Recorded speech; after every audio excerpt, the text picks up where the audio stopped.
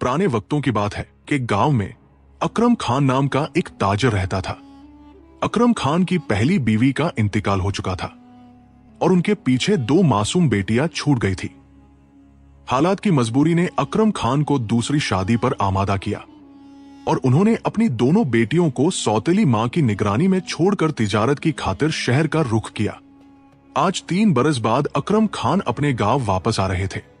घर के अंदर सौतेली मां ने दोनों बच्चियों को अपने सामने बुलाया और सख्ती से कहा, सुनो तुम दोनों, जरा कान खोलकर मेरी बात सुन लो।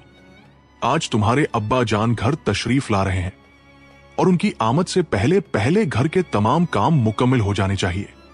समझ आई बात? अगर कोई भी काम अधूरा रहा ना तो फिर देख लेना, बाद में मुझसे शिकवा न करना। जानती हो ना मेरी तबीयत, जब मुझे गुस्सा आता है तो किसी की नहीं सुनती। दोनों बहनों ने खौफजदा होकर सर झुका दिया। बड़ी बेटी ने हिम्मत करके कहा, जी ठीक है, हम दोनों मिलकर सारे काम निपटा देंगी।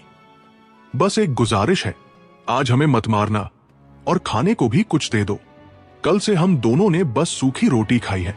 सौतेली मां ने आंखें तिरछी करके कहा, आज शाम को मिल जाएगा खाना, मगर याद रखना ये सारी बातें अपने अब्बा जान को मत बताना, वरना एक दिन भी इस घर में नहीं रहने दूंगी।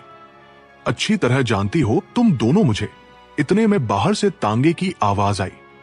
सौतेली मां फौरन बाहर दौड़ी। अकरम खान 3 बरस बाद घर वापस आए थे।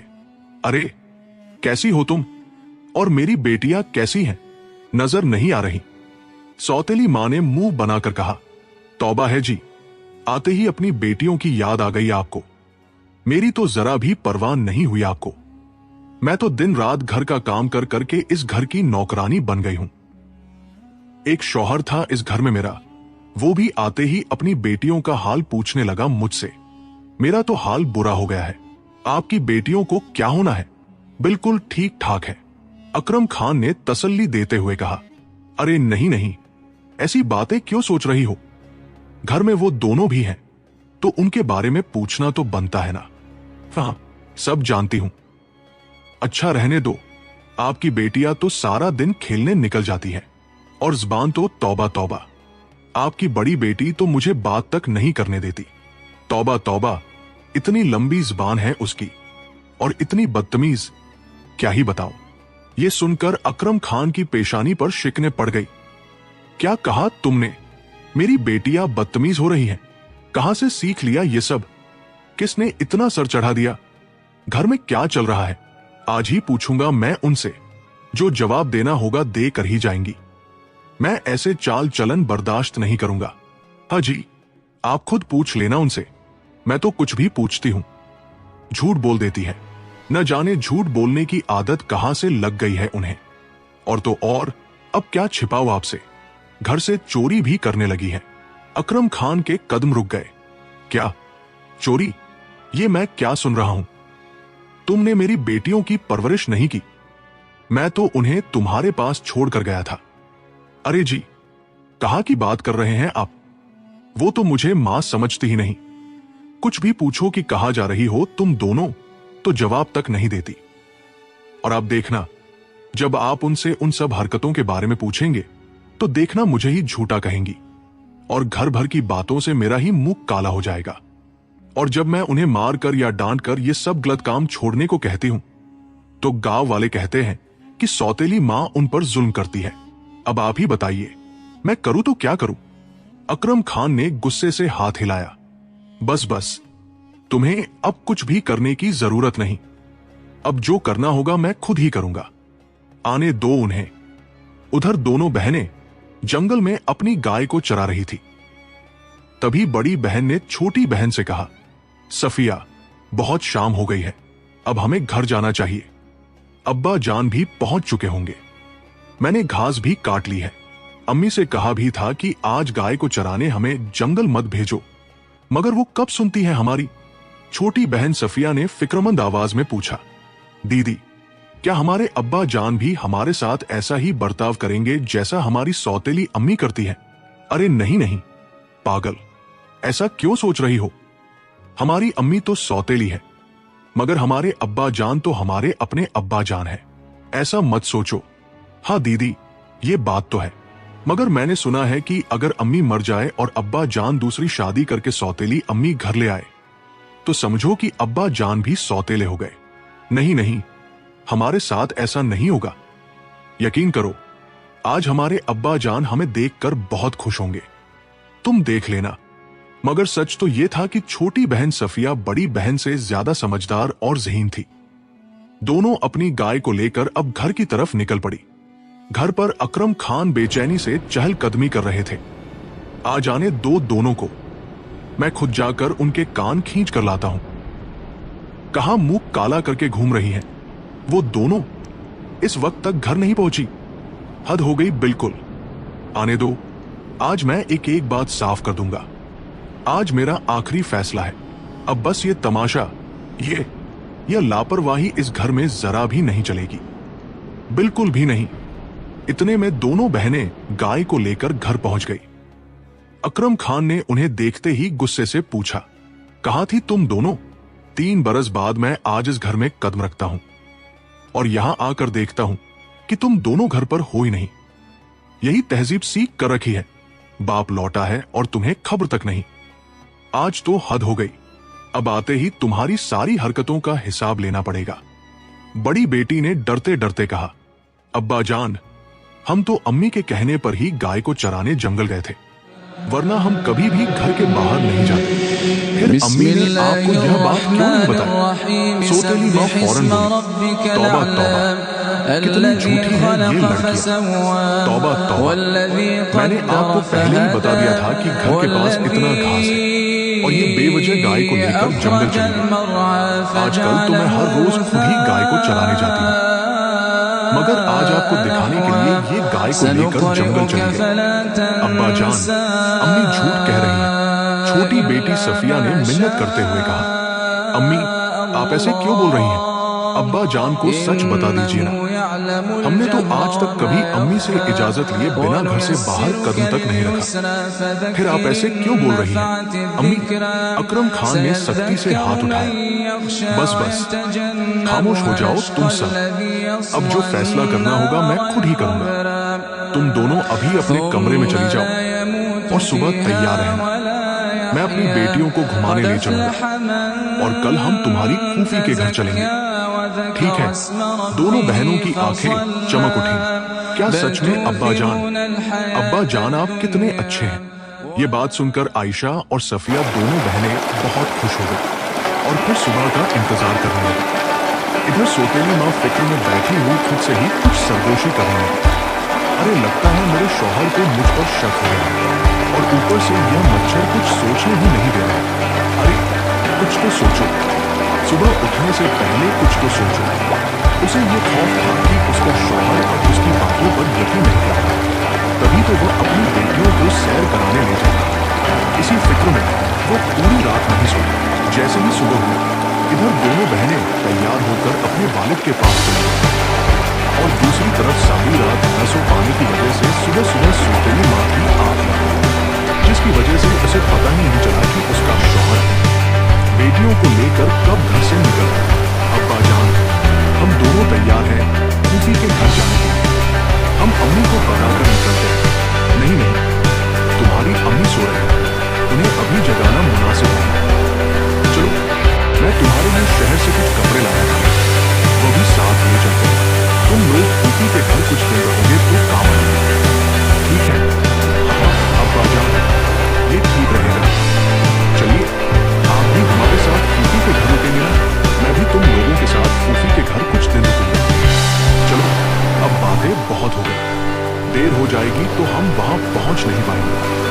इतना कहकर अकरम खान अपनी बेटियों को लेकर घर से निकल पड़ा। न जाने अकरम खान के दिल में क्या चल रहा था।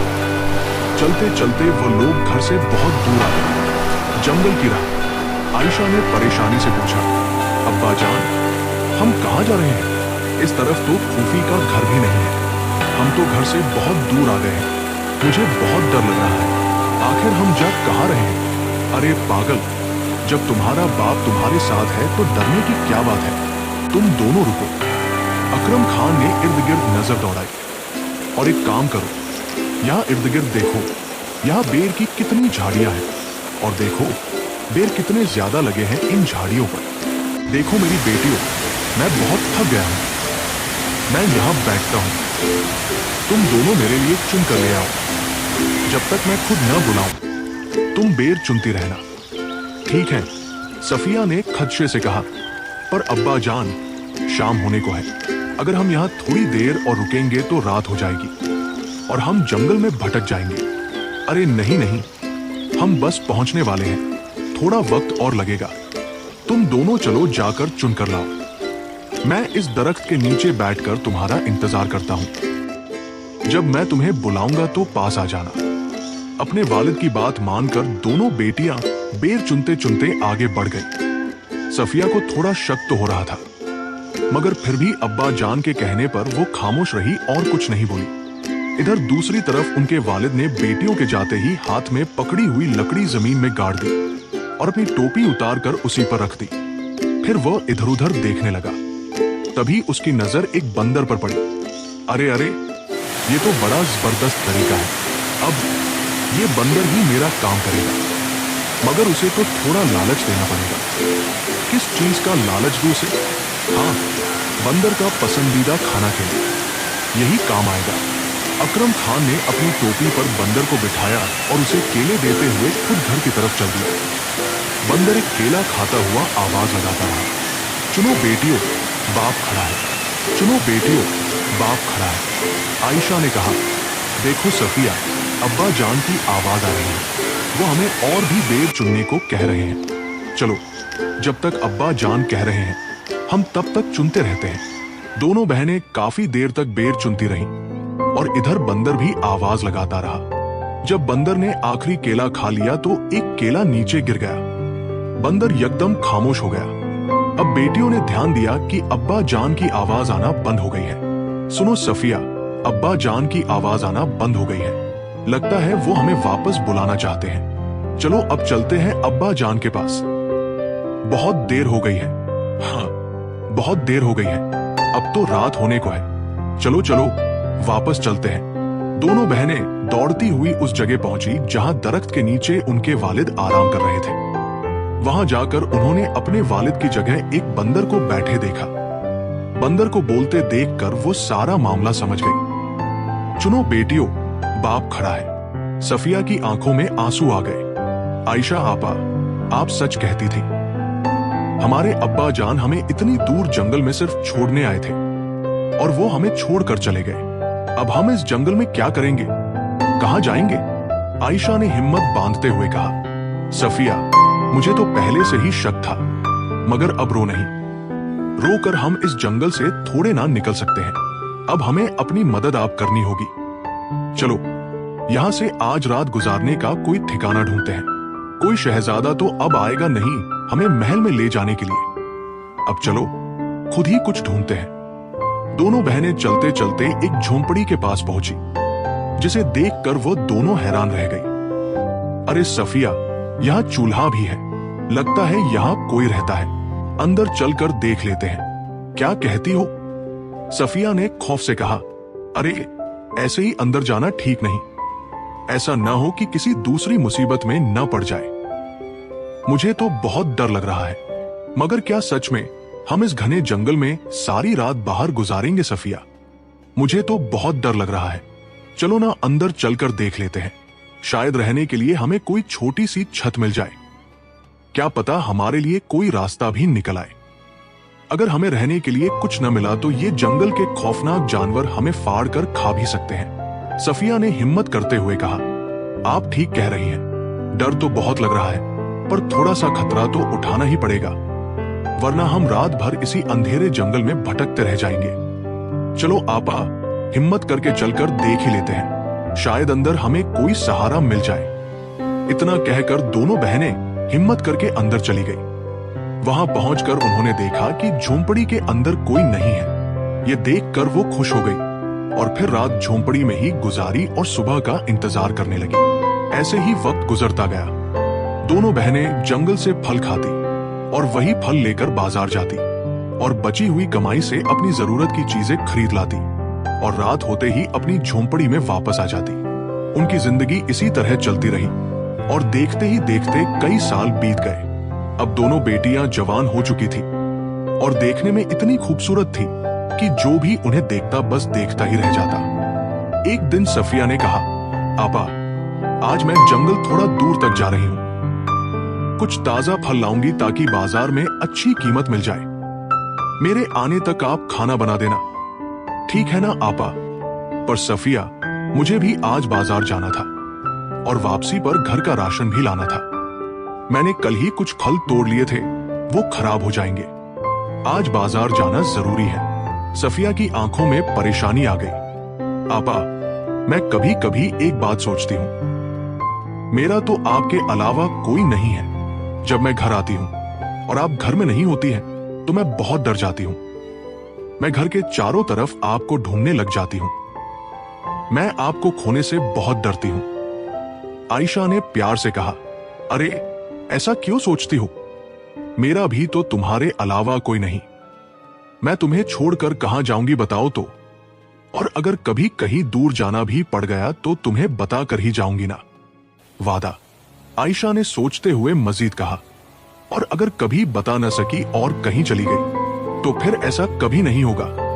मगर अगर कभी ऐसा हो गया तो मैं कोई निशानी छोड़कर जाऊंगी तुम्हारे लिए। मगर निशानी क्या छोड़ूंगी? कुछ ऐसी निशानी जो मुझे तुम्हारे तक पहुंचा सके। ऐसा कुछ सोचो तो जरा। आयशा ने कहा, वैसे इस पर फिर कभी बात करेंगे। ठीक है, अभी मुझे बहुत देर हो रही है, मैं जाती हूं बाजार। तुम कल के लिए फल तोड़ कर ले आना, ठीक है? इतना कहकर आयशा बाजार की तरफ निकल गई और सफिया घर का काम काज करने लग गई। आयशा इतनी खूबसूरत थी कि जब वो बाजार जाती तो रास्ते में एक चादर से अपना चेहरा ढक लेती ताकि उस पर किसी की नजर न पड़े। इत्तेफाक से इसी रियासत का बादशाह भी जंगल में शिकार के लिए निकला हुआ था। बादशाह सुबह से शाम तक शिकार की तलाश में जंगल में भटक रहा था कि तभी बादशाह की नजर एक खरगोश पर पड़ी। वजीर साहब, सुबह से शिकार के लिए निकले हुए हैं, भूख से तो जान निकल रही है। ये शिकार हाथ से नहीं निकलना चाहिए, मैं आपको बता रहा हूं। जी जी हुजूर, बेफिक्र रहें, मैं आज इस खरगोश का शिकार करके ही रहूंगा, आप बस देखते जाएं। इतना कहकर वजीर ने तीर चलाना शुरू कर दिया और फिर बहुत बार कोशिश करने के बाद आखिर एक तीर जाकर खरगोश को लग ही गया। वाह वजीर साहब वाह, आपने तो कमाल कर दिया। आखिर आपने इस खरगोश का शिकार कर ही दिया। अब जल्दी जाए, इसे उठा कर ले आए और इसे पकाने का इंतजाम करे जल्द अज जल्द। मैं यहीं इस दरख्त के नीचे आपका इंतजार करता हूं। जी जी हुजूर, जो हुक्म आपका, मैं अभी इसे पकाने का इंतजाम करता हूं। वजीर ने न बाई देखी न दाई, खरगोश को उठाया और फिर जंगल में आग की तलाश में भटकने लगा। अरे हुजूर भी ना, यहां जंगल में आग कहां से मिलेगी? कहां से पकाऊं मैं इस खरगोश को? ये तो नामुमकिन है। तभी वजीर देखता है कि एक झोंपड़ी के पास से धुआं निकल रहा है।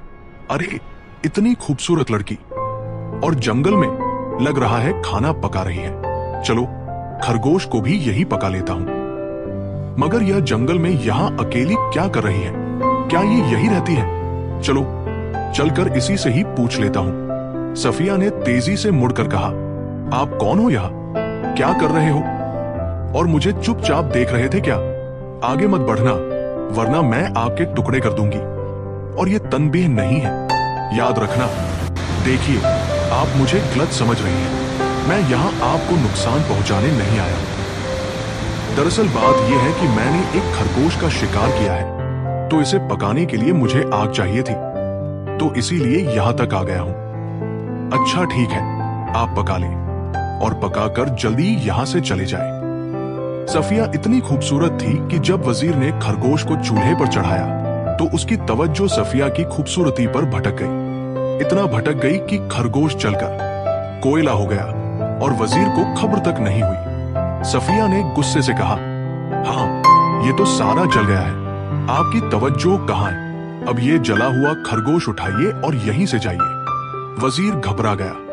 हाय, ये क्या हो गया? बादशाह सलामत तो आज मुझे मार ही डालेंगे।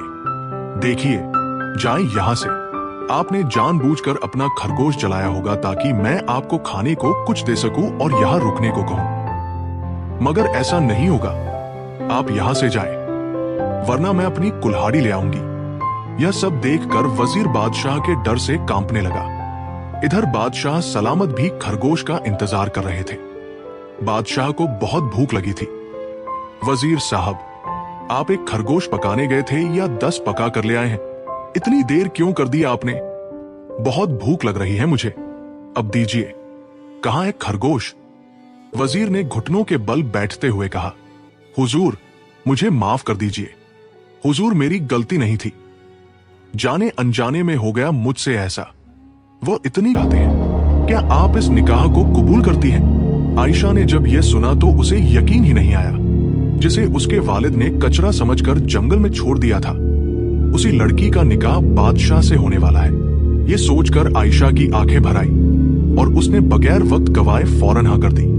मुझे ये निकाह मंजूर है। मैं अभी अंदर से अपनी पोटली लेकर आती हूँ। निशानी। आयशा झोंपड़ी के अंदर गई और फिर हाथ भरकर सरसों के बीज उठा लाई और जैसे जैसे रास्ते से चलती गई बीज गिरते गए। अब आयशा इस झोंपड़ी से जा चुकी थी। कुछ देर बाद सफिया भी वहां आ गई, मगर जब सफिया झोंपड़ी में दाखिल हुई तो वहां कोई नहीं था। सफिया हर जगह अपनी बहन को ढूंढने लगी, मगर आज उसकी बहन वहां से जा चुकी थी। अरे आपा, कहां चली गई? मुझे डर था और वही हुआ। आपा, आप कहां हैं? मुझे छोड़कर कहां चली गई? आपा, कहां हो तुम आपा? इस तरह आयशा को गए हुए 2 दिन बीत गए। वह महल की चकाचौंध में अपनी बहन को भूल ही गई, जबकि 2 दिन तक सफिया अपनी बहन का इंतजार करती रही। रात को बहुत तेज बारिश हुई, मगर जब सुबह हुई तो मंजर ही बदल गया था। जब सफिया सुबह उठी तो उसने देखा कि सरसों के पौधों की एक लंबी तार बनी हुई है। उसे देखकर वह समझ गई, तुम मेरी बहन मुझे यहाँ छोड़कर नहीं गई, बल्कि मेरे लिए निशानी छोड़ गई है, ताकि मैं उन फूलों की वजह से आप तक पहुंच सकूं। ए ऊपर वाले, मुझे मेरी बहन से मिलवा दे। इतना कहकर सफिया उन फूलों से बने हुए रास्ते पर चलने लगी। चलते चलते वो बहुत दूर आ गई। तभी उसने देखा कि यही रास्ता किसी बादशाह के महल की तरफ जा रहा है। जैसे ही सफिया महल के बाहर पहुंची, उसका खूब इस्तकबाल किया गया, क्योंकि आज फूल उग चुके थे। उन्हें देखकर आयशा पहले ही समझ चुकी थी कि उसकी बहन आज जरूर आएगी। आयशा अपनी बहन को देखकर बहुत खुश हो गई और फिर अपनी बहन की शादी वजीर के साथ करवा दी। फिर दोनों बहनें खुशी खुशी महल में रहने लगी। जिन बहनों को कचरा समझकर जंगल में छोड़ दिया गया था, वही दोनों बहनें अब महल में रहती हैं।